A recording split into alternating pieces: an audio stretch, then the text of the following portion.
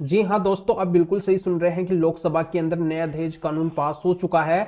और नए दहेज कानून के तहत है जो मुकदमा दर्ज होगा वो केवल 2 दिन के अंदर ही खत्म हो जाएगा। 2 दिन के अंदर ही है जो उसका डिसीजन आ जाएगा। तो ये किस तरीके से पॉसिबल होगा, क्या प्रक्रिया होगी, ये पूरी जानकारी मैं आपको इस वीडियो के अंदर बताऊंगा। पर करना क्या है, आपको वीडियो को बिल्कुल अंत तक देखना है, तभी पूरी जानकारी समझ में आएगी। क्योंकि आप खुद समझदार हैं, आपको अच्छे से पता है आधे अधूरे वीडियो से, आधे अधूरे ज्ञान से कोई भी जानकारी समझ में नहीं आती है। तो अंत तक बने रह के पूरी जानकारी का आप फायदा उठाइए। और अभी तक इस चैनल को सब्सक्राइब नहीं करे हैं तो आपको सब्सक्राइब भी करना है और बेल आइकन को भी दबाना है। तो चलिए शुरू करते हैं। तो वेलकम दोस्तों, मैं हूं आपको अपना एडवोकेट जितेंद्र। दोस्तों, जैसा कि आप सभी को पता है कि दहेज कानून के तहत जो भी केस दर्ज होता था वो होता था आईपीसी 498 और डीपी एक्ट के सेक्शन 3 और 4 के तहत। तो इनके तहत जो भी केस चलते थे वो बहुत ही लंबे चलते थे, उनके अंदर जो जल्दी से परिणाम नहीं आ पाता था और लोगों के साथ में जो बहुत ज्यादा अन्याय हो रहा था। पूरी की पूरी बात है जो पत्नी की सुनी जाती थी, पति की है जो बिल्कुल भी नहीं सुनी जाती थी। हर कदम के ऊपर है जो पति को प्रताड़ना सहन करनी पड़ती थी। अगर एफआईआर हो गई तो वहां पे भी है जो बहुत ज्यादा इन्वेस्टिगेशन ऐसा हुआ करता था जिसमें पुलिस बिना वजह पति के घर वाले रिश्तेदार इन सभी को प्रताड़ित करती थी।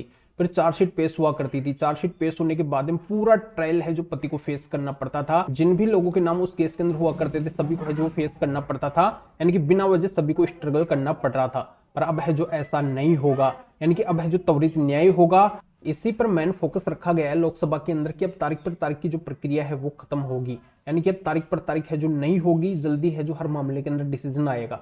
तो अब आपके ऊपर अगर कोई भी दहेज केस होता है तो उसके तहत आपको क्या प्रक्रिया करनी होगी जिससे 2 दिन के अंदर ही मामला खत्म हो जाएगा। ज्यादा आपको लंबे समय तक बिल्कुल भी वेट नहीं करना पड़ेगा। तो जब भी आपके ऊपर एफआईआर होती है तो बस 1 दिन का काम है कि आपको एफआईआर की कॉपी निकलवानी है, एफआईआर की कॉपी प्राप्त करनी है।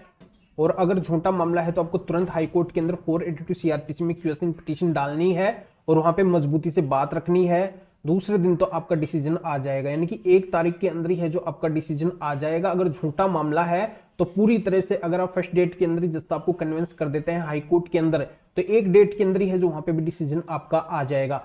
तो ऐसे करके 1 दिन तो आपको एफआईआर वगैरह की, यानी कि यहाँ पे क्यूसिंग वगैरह की प्रक्रिया करने के अंदर लग जाएगा।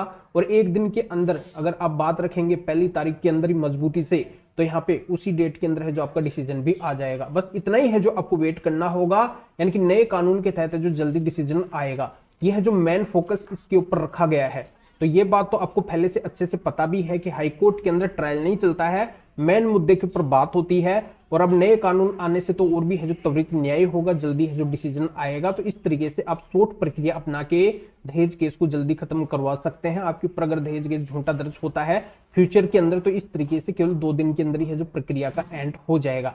तो आपकी जानकारी समझ में आ गई होगी। तो अभी करना क्या है, आपको वीडियो को लाइक करना है और शेयर भी करना है जो और लोगों तक ये जानकारी पहुंच सके। तो वीडियो देखने के लिए आप सभी का बहुत बहुत धन्यवाद।